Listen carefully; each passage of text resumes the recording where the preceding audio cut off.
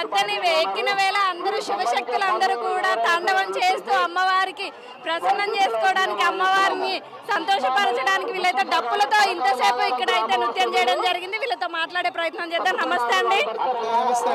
అంటే మీరు అసలు ఈ రోజు గద్దెల మీదకి అమ్మవారు వచ్చినందుక ఎందుకు వీళ్ళు ఇంతగానో నృత్యం చేస్తున్నారు డప్పులతో? మొన్న సారమ్మ నిన్న అమ్మవారికి బోనాలు సమర్పించుకోవడానికి మేము ప్రతి ఏటేటా వస్తామండి.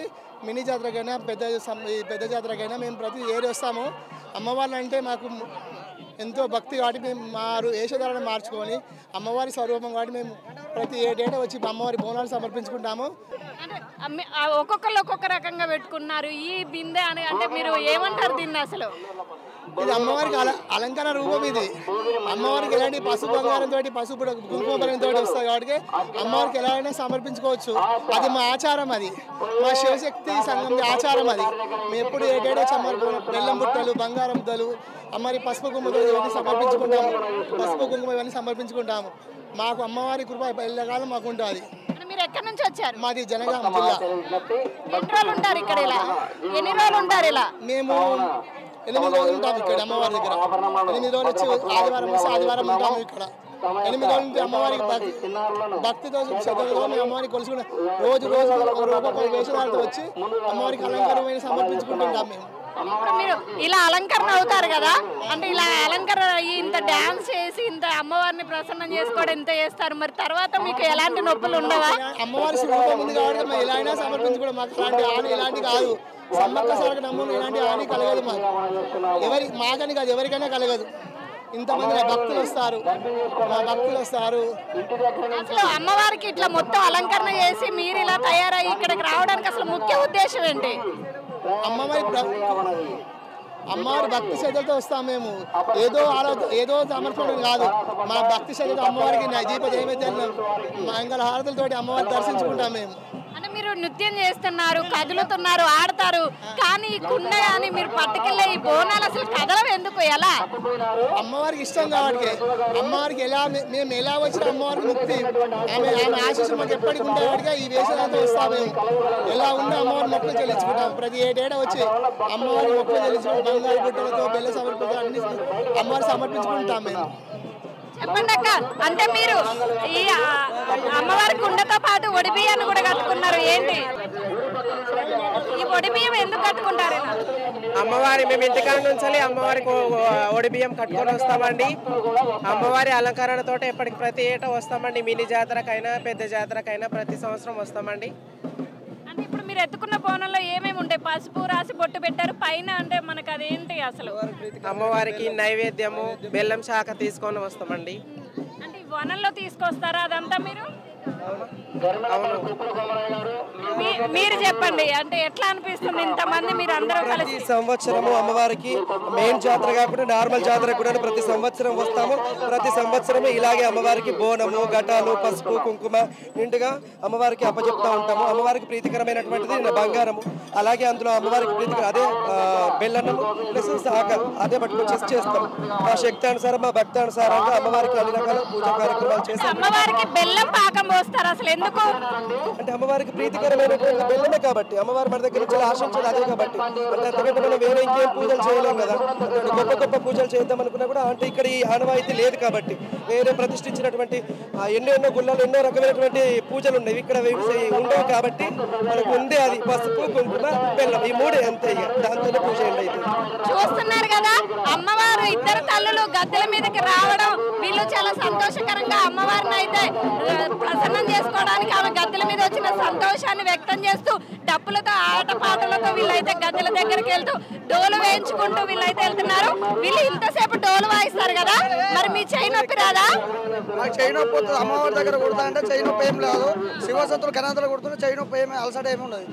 అమ్మవారి మీద భక్తితో ఇదంతా చేస్తున్నారా?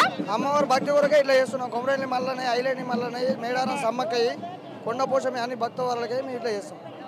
విన్నారు కదా, వీళ్ళైతే అమ్మవారి మీద ఉన్నటువంటి భక్తితో ఎంతసేపు అయినా అలా వాయించుతూనే ఉంటారు. మనం చూడొచ్చు డబ్బులతో ఎలా పడుతున్నారో మీరు చూడొచ్చు.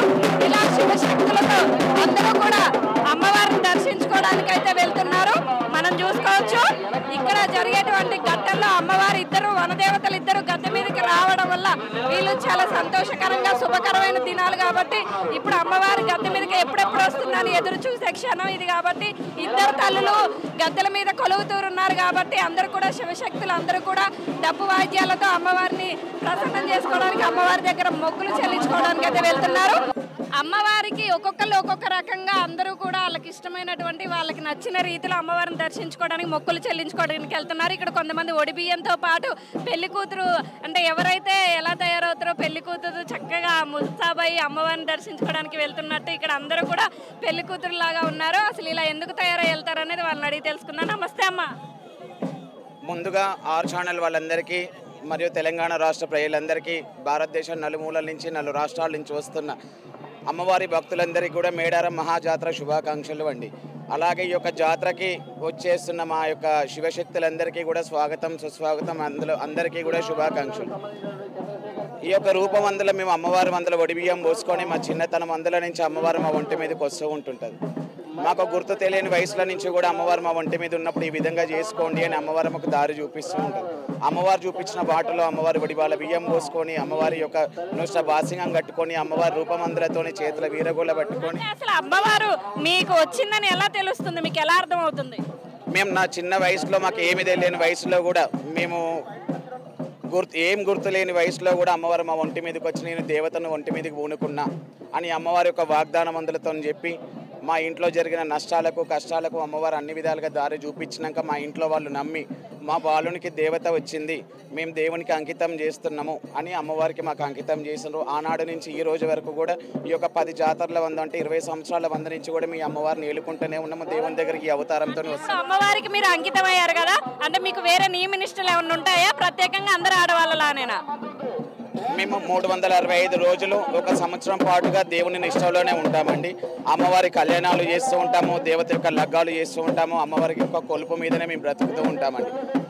ఎప్పుడైతే మేము మా ఇంట్లో ఉండే సమ్మక్క గద్దెలకి మేము అమ్మవారి యొక్క కళ్యాణం చేసి అమ్మవారికి వడిబాల బియ్యం పోసి 1000 మంది భక్తజనానికి అన్నదానం చేసి దేవత యొక్క రూపంతో ఉంటాం. ఆ రోజు నుంచి ఈ రోజు వరకు కూడా మీ అమ్మవారికి ఒక ఉపవాసం ఉండి నైవేద్యం రూపంలో వండుకుంటూ అమ్మవారి యొక్క పూజలో ఉంటూ ఉంటాము. ఇప్పుడు మీరు ఒక రకంగా ఉన్నారు పెళ్లి కూతురు, ఈ అక్కయ్యకి ఒకసారి అంటే ఇలా పరదా వేశారు అంటే దీని అర్థం ఏంటి? అమ్మవారు ఒళ్ళ ముసుగుతో ఉంటుందండి. దేవత యొక్క రూపమందు దేవత కండ్లు మాత్రమే మనకు కనిపిస్తుంది. ఆ చిలుకల గుట్ట నుంచి వచ్చిన ఆ కన్నెపల్లి నుంచి వచ్చినా కూడా అమ్మవారి యొక్క రూపం మన కండ్ల రూపంలోనే చేతిలో ఉన్న ఆమె యొక్క రూపమందులతోనే గద్దె మీదకి తీసుకొస్తూ ఉంటారు. మీరు ఈ విధంగా నా ఇంట్లో నుంచి బయలుదేరండి అని అమ్మవారు మా ఒంటి మీదకి వచ్చి చెప్పినాడు. ఆమె రూపమందుతోనే మా చేతుల వీరగూల నెమలికలు అమ్మవారి యొక్క ముసుగు పెళ్లి పిల్ల రూపంలో మేము బయలుదేరి మేడారంకి వస్తూ ఉంటాము. పెళ్లి కూతురు లాగానే వీళ్ళకి కంకణం కట్టేసి అంతా పెళ్లి కూతురు ముస్తాబేనా ఇదంతా అందరూ కూడా? మేమందరం కూడా అమ్మవారి యొక్క మా ఇంట్లో నుంచి మా ఇంట్లో ఉన్న మా తల్లిదండ్రులు మమ్మల్ని ఒక ఆడపిల్ల రూపంలో పెళ్లి పిల్లను వేసి ఒడిబాలు పోసి కొత్త బట్టలు కట్టించి ఇంట్లో నుంచి సాగనంపి అమ్మవారికి మొక్కులొప్ప చెప్పమంటూ ఉంటారు. చెప్పండి, మీరు చెప్పండి. ఒడిబియ్యం కట్టుకున్నారు, పెళ్లి కూతురులా ముస్తాబయ్యారు, అసలు ఏంటి? ఇది మా ఆచారం అండి, తరతరాల నుంచి కూడా వస్తున్న ఆచారం ఇది. తల్లి దేవర ఒకళ్ళు పిల్ల దేవర ఒకళ్ళు లెక్క అమ్మవారి సమ్మక్క ఒంటి మీదకి వచ్చేటోళ్ళు ఇట్లా ఒంటి మీద ఉంటారు. సారలమ్మ వచ్చేవాళ్ళు ఈ విధంగా తయారయ్యి అమ్మవారికి మొక్కులప్ప చెప్తారు. అంటే ఇప్పుడు అమ్మవారి గద్దెల మీదకి వచ్చిన రోజు అలా ఉంటారా, లేకపోతే సంవత్సరం పొడుగుతే ఎప్పుడైనా అమ్మవారికి ఇష్టమైన రోజుల్లో కూడా ఇలా తయారవుతారా? లేదు, అమ్మవారికి 2 ఏళ్ళకి ఒకసారి వచ్చే జాతరకి మేము అమ్మవారు ఒక 2 రోజులలో వస్తుందని 2 రోజుల ముందరనే మేము ఇక్కడికి చేరుకుంటాము.